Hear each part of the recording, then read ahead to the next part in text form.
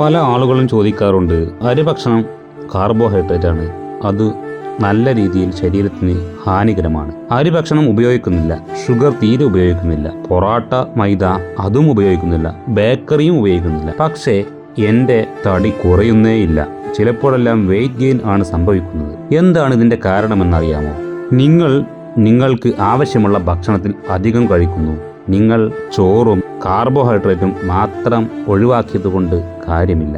നിങ്ങൾക്ക് ആവശ്യമുള്ളത് മാത്രം കഴിക്കുക.